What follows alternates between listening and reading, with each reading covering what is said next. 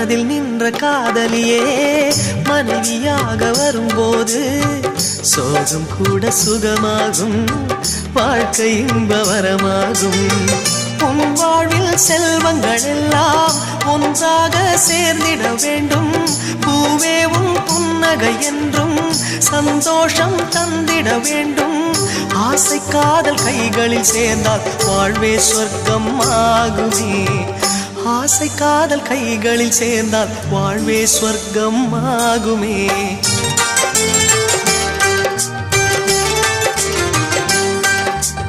ஆனந்தம் ஆனந்தம் பாடும் மனமாசையின் ஊஞ்சலில் ஆடும்.